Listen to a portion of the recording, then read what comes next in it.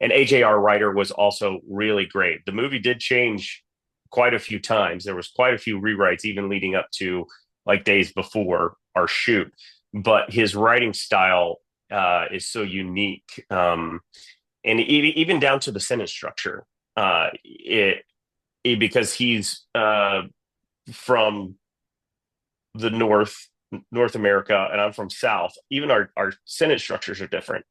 And so it was great. I really tried to follow the script exactly. Usually,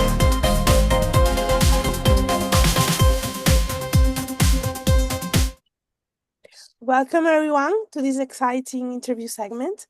Today here at Survival the Shows, we have Dawn Jeans, star of the Lifetime movie The Secret Wife of the Dean's Wife. And join us as we delve into John's insights into her character and the challenges of filming this movie. Thank you for being here with us today, Don. thank you for having me. It's a pleasure. So, how did you prepare for the role of Richard? And what personal traits did you draw upon to bring authenticity to his journey? So, um, Richard was a very interesting role. I mean, he's the dean, right? The first thing I usually do is read through the script at least 10 times. Because what I want to do is I want to get a sense of what the writer is going for, in the overarching movie. And then I go through each scene. At first, I find what my character wants. What does he want out of this whole thing? Like, what is his goal in life? And then with each scene, I go in and find that same something, an objective that fits that overarching objective. Um, and what I came up with is that my character wanted love and respect. There's unfortunately there's a cliff note for all characters and everyone in the world, and we all want love. We all want to be loved. And but sometimes we go about pursuing that in the wrong ways.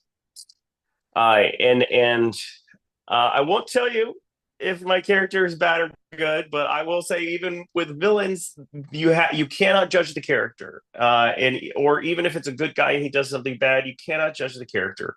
You have to completely believe that what you want is true.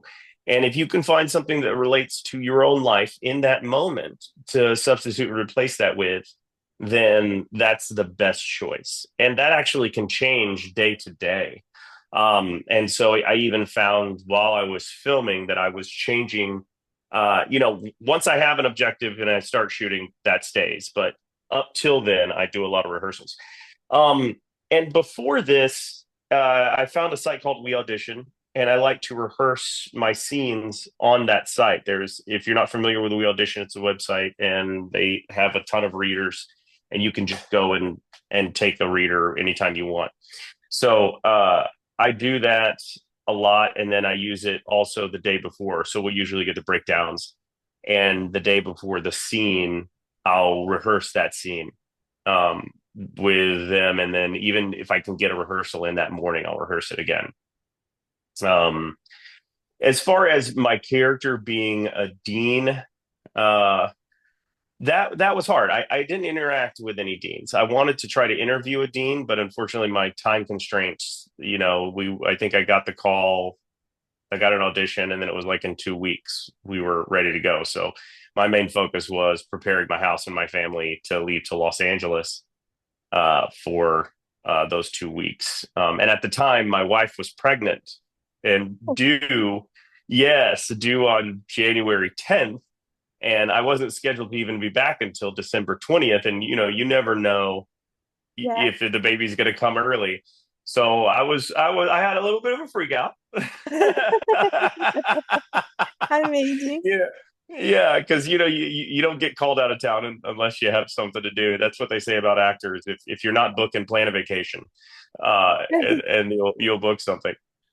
Um, and so I just drew upon uh, just my own life, and of course there was Ivy League, and the costume designers were great. They sent a look of what they were looking for. They sent visual representations, so it helped me to really suss together the character because there is collaboration on those with the producers and the director on the looks of the character. So it helped me to know what they were going for. So that was my basic preparation. Amazing. And what attracted you to this particular mystery thriller? And how did you collaborate with the director and the fellow cast members to shape your character's arc? So I had actually worked with this producer before. I did two lifetimes in Atlanta, and I was some lower character roles. You could call them supporting roles. And so this time I was introduced as a lead, and I'm so grateful for the producers for having me back anytime. So that was wonderful to even get the audition, and then I guess they saw something they liked, so I got the actual role. Uh, and that's always it. If you're going to work with great people and you know that there's a high quality production, professional, it's as sometimes it's as simple as getting a proper call sheet, scene breakdowns in the sides the day before. There's a lot of sets that don't do that. It's just kind of show up and we'll figure it out. Yeah, Um, the director was absolutely wonderful on this set. Oftentimes they just let you act and then they'll give you just a little bit of direction. But our director was really great in telling me exactly what he wanted, and that makes my job so much easier because commercials are my bread and butter.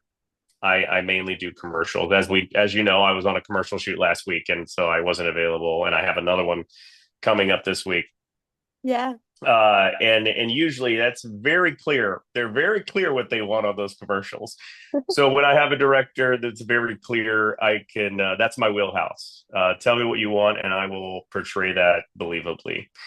So I had a really great experience, and also I got to explore. A, this character had a lot of duality to him, and I don't usually get to do that with commercials. They're kind of one dimensional. Uh, I love all the commercials I do, and I'm grateful for them. But you don't get to explore that human life, and I really liked sinking into something where I got to play the good guy and the bad guy, and the action sequences. That was so much fun. And AJR Writer was also really great. The movie did change quite a few times. There was quite a few rewrites, even leading up to like days before our shoot. But his writing style is so unique, and even down to the sentence structure. Because he's from the North America, and I'm from South. Even our sentence structures are different. And so it was great. I really tried to follow the script exactly. Usually there's a little leeway on what you can say, but our script supervisor, I had a talk with her. I was like, I want to be word perfect on this one. So everything that I say and do is completely what was written. And in that way, I thought it could make me look even more like a different person than I actually am. And it was a real departure from what I usually play. great. And the film explores themes of betrayal and hidden identities. How did you navigate those emotional layers in your performance? That's interesting. I mentioned earlier that I draw from my own life. Um, and so a lot of times in a lot of scenes, you don't have to, just being is what you need to be, but then some you have to go a lot deeper. Yeah, And I got the chance to do that. So, that's very personal what you use as motivation. So I don't feel quite comfortable talking about it. Like it would be like you letting you read my diary. But I did draw from some very deep motivations in my own life at the time. great. And can you share a standout moment or an unexpected challenge you encountered on set during filming? The first thing that comes to mind is our there was a stunt scene and there was a fight in the movie. Uh, Okay. I hadn't done stage combat in a little bit, so it was interesting to see how it will work. We didn't have a stunt coordinator on this one, but I think my fellow actor and I we collaborated so well, and I'm so proud of our fight scene in the movie. I am so excited for you guys to see that. It's going to be very exciting. I think it was really well done. And another challenge is, I guess, just not to do with the script, but location. I live in Houston, Texas, and I had to film in Los Angeles. Yeah. And I actually moved hotels like three times in the process. So just when you're not in one place, moving around and getting Ubers, and that adds just a little chaos to the actual production. Uh, as far as emotionally, uh, it would be easy to judge my character. It would be easy. Um, but I really couldn't do that. And I had to find personal justifications for some of the things he did. Yeah. So I really had to search my mind and dig deep to justify some of the things. And that was honestly, that was a lot of fun to go to those places. So that was the biggest emotional challenge. Amazing. And in what ways do you hope audiences will empathize with Richard? And is there an aspect of his story you think will surprise viewers? I think Richard is this patriarchal stereotype on the surface. Mm, But I think when you get to know Richard, if you let him, and which is my goal, to get the audience to empathize with Richard, I think you'll find out something about yourself when you do that. And what was the last part of that question? Um, and is there an aspect of his story you think will surprise viewers? Uh, with these lifetimes, there's a lot of twists and turns, and I wish I could give more away, but I'll just say that you're in for a roller coaster ride. Yes. Great. So, change of subject, talking about your career now in general, reflecting on your first lead in an elementary school play, what early experiences convinced you that acting was your calling? Talking about that, you did your research. Thank you. Yeah. So, so when that, I was just a young kid and I just wanted attention. So yeah, sure, I'll play the lead, but it was being backstage. And that was the first time I got to be backstage. And to me, it reminded me of the sanctity of a church, that quietness when you go back there. And you get I'm getting them now. I get chills when I'm in that place to know that there's so much energy there that happens. And that I fell in love with that feeling. It was not only the performance and getting to just be and experience and perform, but it was also the process and the other actors and the people and the connections I got to make. Um, and I guess that carried on to my career. And a lot of actors, we do question, am I just a crazy narcissist? But in the end, I watched two movies. One was Out of Africa, and one was My Girl, Macaulay Culkin, when I was young. And I remember for 2 weeks after both of those experiences, I felt so much. And it kind of changed my worldview for a while. And I wanted to give that to other people. I wanted them to experience this complete immersion in another reality, so much that it will affect you. And so that's what got me hooked. Amazing. And talking about your background, how did earning a marketing degree influence your approach to self-promotion and career strategy in the entertainment industry? I will have to say I have to thank my mother for that. My mother recommended that I get a marketing degree because I did have a theater scholarship, and she said, you know, you can't do that. You have to go get marketing. And I didn't like the idea at the time, but I did it. And I think marketing is everything. You can sell anything if you know how to market it. Yeah. Uh, and that really hit home when I went to New York when I finally made the move to start professionally acting. I had worked for Kelly Services, a staffing company, um, at first, and my job was just door to door sales business, knocking on doors all day. Uh, I've been in every floor and every building of downtown Houston built before 2003. And I took that mindset to New York. When I first arrived, I went up and down the avenues applying for jobs, handing out resumes, and it gave me the confidence to speak, properly and confidently. And then when I finally started acting, I read one great book, and it was called Acting as a Business, and it made so much sense to me. And I still believe this to this day. Being weird doesn't make you a good actor. Being a good actor makes you a good actor.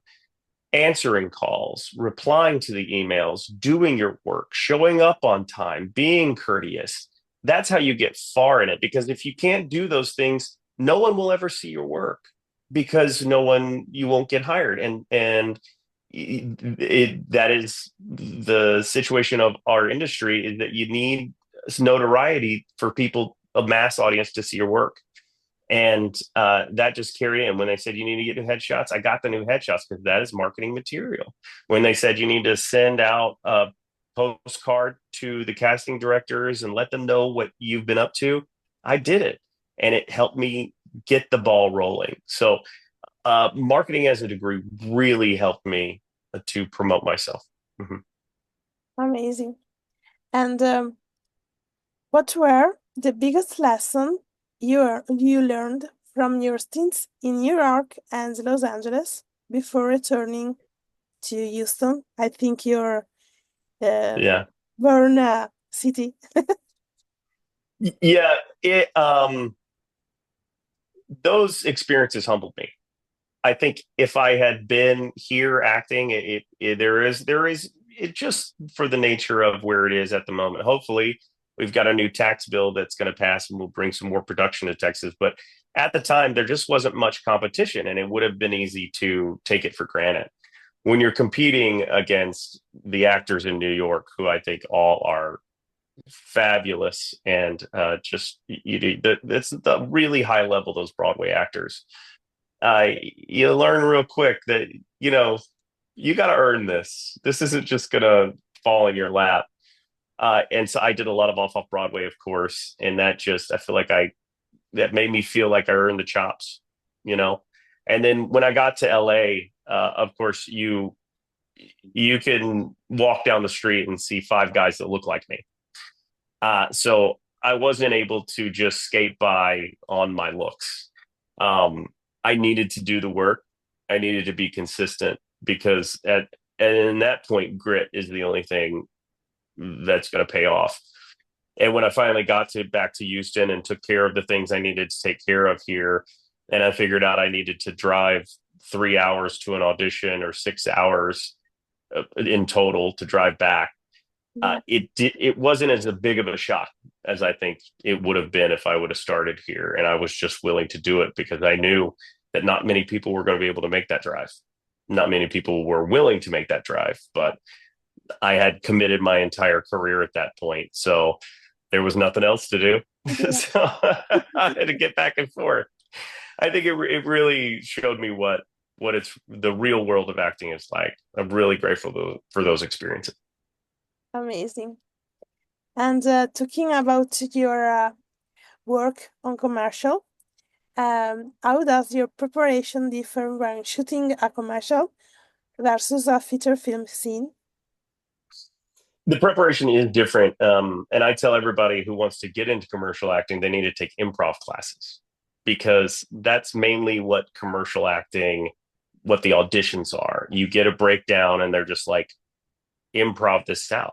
You usually there's no lines, There's just a scenario, and so you need to improv it. And what commercial acting is positive improv.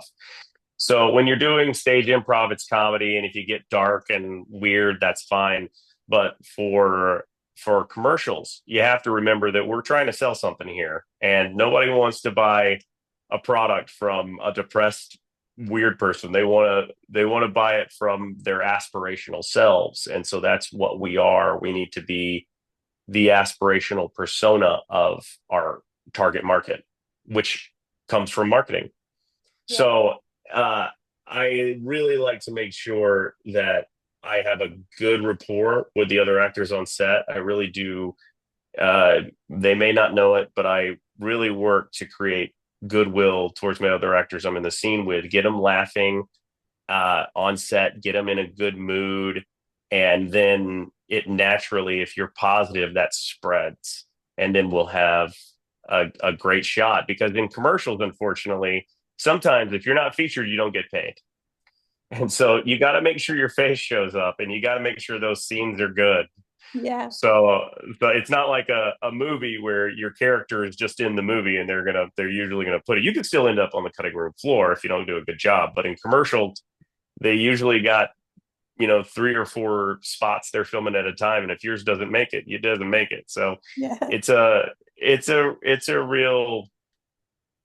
bit of a stressful experience, but a fun experience. I really enjoyed the challenge. Amazing.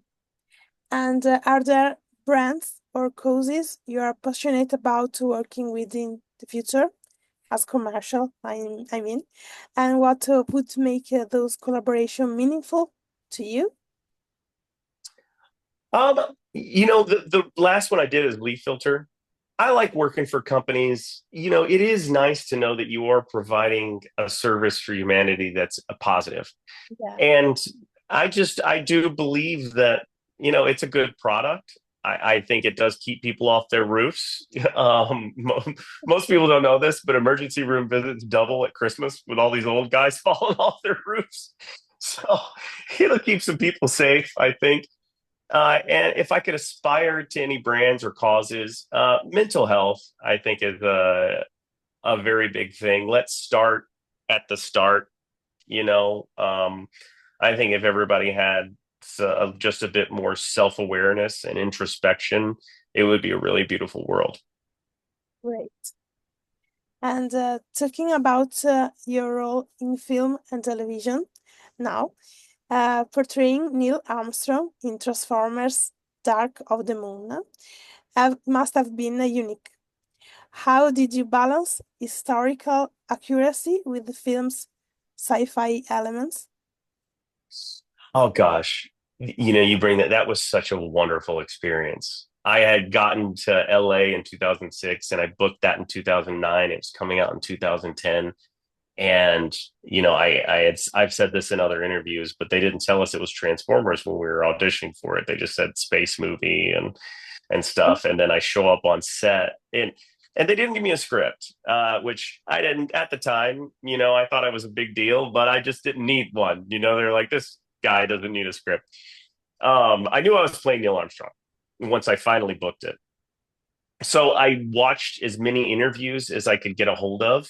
He actually hasn't done many interviews. If most people don't know that, he was a very private person. So it's hard to find him talking. So I could I would look at the old photos. And of course, we had makeup the best on set. And so I styled it as good as I could. And I remember one time where they were like, they were putting something on me, or they were going to comb my hair a certain way. I was like, this guy just got back from space. He should be completely pale. Like there's no way he's tan. But we'll say artistic license. I did visit the Space Museum beforehand because I didn't have a script, so I just did everything I could. I visited the Space Museum. They said I'd be wearing a heavy astronaut suit, so I was really working out, lifting a lot, trying to make sure I was physically capable for it. Um, and working with Michael Bay, the sci-fi element was there. The entire set was built up to the thrusters. So when you entered that complex, you were on the moon. So there wasn't much I had to pretend. But one thing, Michael Bay did come in the middle, and when we first started, he's like, "Guys, you got to pretend like you're weightless." And I was like, "Yeah," and he's like, "Your arms are floating, you're doing it." And then he's like, "But also watch where you're stepping on the floor." So and then get through the door and say these lines. And so it was a lot at the time, especially coming from Michael Bay, because we had headphones in our helmets, and he started talking. I was like, I did have that moment on set. I was like, oh my god, is Michael Bay talking directly to me? This is just so crazy. Uh, and that story I've told before, he was feeding us these lines, and he said, "That's a good read. I want you to say it one more time, and if it makes a trailer, I'll give you $100." And I was like, "Did Michael Bay just make a bet with me?" This is great. But it did, and it didn't make the trailer, but it did make the movie, and so I'll take it. So that's my story. Great. And which role to date has pushed you the most out of your comfort zone? And what insights did you gain from that challenge? Wow, that is a great question. I'm gonna think about that. Man, has pushed me outside of my comfort zone. Yeah. Hmm.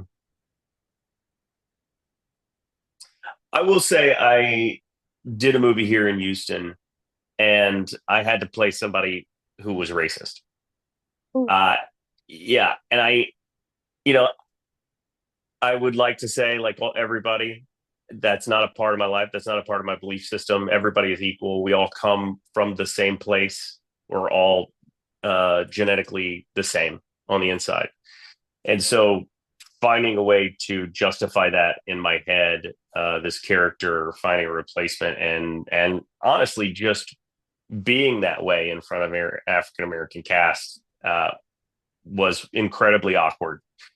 And even though it was written, even though this is the script, I could tell it did make some of the crew and cast uncomfortable. And I even said, guys, I'm just saying what's on the page. This is not my beliefs. So that was a real departure for me. Yeah. okay, great. And talking about your background again, I do my research, but you can say if it's true or not. How did growing up around your grandfather's Brahman, right, ranch shape your work ethic and approach to storytelling? Wow, that's a great question. Uh, you know, growing up around cowboys, real rodeo cowboys, um, I have so much respect for them now as an older man, Yeah, because they got out there on that 1,000-acre ranch in the cold, in the hot, day in and day out. They would hardly leave. My mother tells me that he would take my father and my uncles on one vacation a year, and that was to Galveston for a few hours. So they were just working all the time. Um, and that cowboy mentality really stays with me. No fear. Let's go. Let's do it. Let's work. If it's hard, I don't care. I ain't no wuss. We'll get it done. You dare me to get on a bull in a bullfighting arena in Mexico City and say my lines? You got it. You want me to do a hot dismount off a horse while it's still running for a Bacardi commercial? You got it. yeah, I ain't afraid. And that carries through with the acting too. Sometimes on set it's hot or it's cold and you've been there for 12 hours. Um, but that's my standard lines, man. It beats digging ditches or putting up barbed wire fence in 102-degree heat in the summer. It's a great life. yeah. And you often speak at schools about financial preparedness. Why is that message so important for you? And how do you frame it for young creatives? That part of acting as a business, that a lot of these kids just think that you just got to be eccentric and somebody's going to show up and say you're the next movie star, and it's just not how it works. It's a little bit of a reality for them, but also an encouragement because they can do it. There is no more magic in anyone else than there is in you and I. They just have more practice. Yeah. As Malcolm Gladwell says, it takes 10,000 hours to become an expert in something, and that's usually about 4 hours a day for 10 years. And if you love acting and you can survive the hard times, then you'll get those 10,000 hours and you're going to book something. But also, financial literacy, I think we don't teach it in schools. And I don't understand why that is. That's why are we in school? To grow up someday and earn money? But the basics of it, like my taxes, what is the stock market? What is a Roth IRA? What's a savings account? They don't know these things, and they should. They really should. I I just yeah, I'm befuddled why we don't teach, why we don't have standard a standard class for personal finance.